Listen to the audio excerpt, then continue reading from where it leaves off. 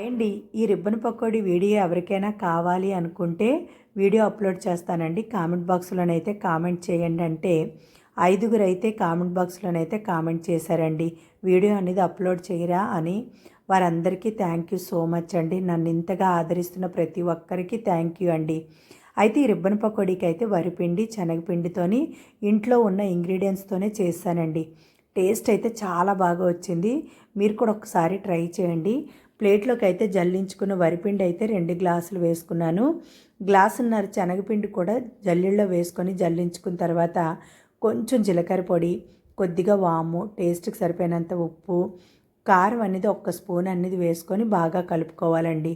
బాగా కలుపుకున్న తర్వాత చిటికెడంత పసుపు వేసుకొని బాగా కలుపుకోవాలి. పసుపు అనేది కలర్ కోసమే.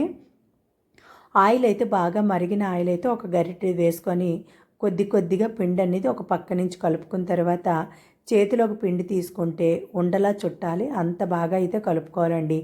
అయితే ఇక్కడ నేను గోరువెచ్చటి నీళ్ళు తీసుకుంటున్నాను. గోరువెచ్చటి నీళ్ళు కొద్దిగా వేసుకొని పిండి అన్ని చాలా సాఫ్ట్గా అయితే కలుపుకోవాలి. ఏమైనా పిండి పల్చగా అయిపోతే కొంచెం వరిపిండి కానీ కొంచెం శనగపిండితో కానీ అడ్జస్ట్ చేసుకోవచ్చు.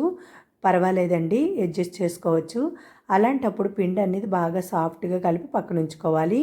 అయితే ఇక్కడ జంతికల గొట్టంలోనైతే రిబ్బన్ పకోడీ వేసుకునే ప్లేట్ ఉంటుంది కదండి. ఆ ప్లేట్ అనేది జంతికల గొట్టంలో పెట్టుకొని చేతికైతే తడి చేసుకున్న తర్వాత పిండి ముద్ద తీసుకొని జంతికల గొట్టంలో పెట్టుకొని ఆయిల్ అనేది అయితే బాగా మరిగిపోవాలండి. మరుగుతున్న ఆయిల్లోనైతే ఇలా పకోడీలా వేసుకోవడమే. ఈ వామ్ పకోడీ చాలా టేస్ట్గా ఉంటుందండి. మీ ఊర్లో ఏమంటారండి? వామ్ పకోడీ అంటారా లేకపోతే రిబ్బన్ పకోడీ అంటారా? మా ఊర్లోనైతే ఎక్కువగా వామ్ పకోడీ అంటారు. కానీ ఇప్పుడైతే చాలామంది రిబ్బన్ పకోడీ కూడా అంటున్నారు కదా, అందుకోసమే రిబ్బన్ పకోడీ అంటున్నాను.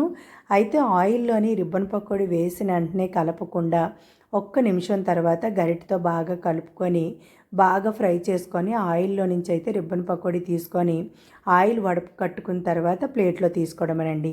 మిగతా ఉన్న పిండి కూడా అలానే పకోడీలా వేసుకొని ఆయిల్లో నుంచి తీసుకొని వడకట్టుకొని ప్లేట్లో తీసుకొని స్టోర్ చేసుకుంటే 2 వారాల వరకు ఉంటుందండి. చాలా క్రిస్పీగా చాలా టేస్ట్గా ఉందండి. ఒక్కసారి మీరు కూడా ట్రై చేయండి. మా ఇంట్లోనైతే అందరికీ నచ్చేసింది. చాలా ఇష్టంగా అయితే తిన్నారండి. చిన్నపిల్లల దగ్గర నుంచి పెద్దవాళ్ళందరూ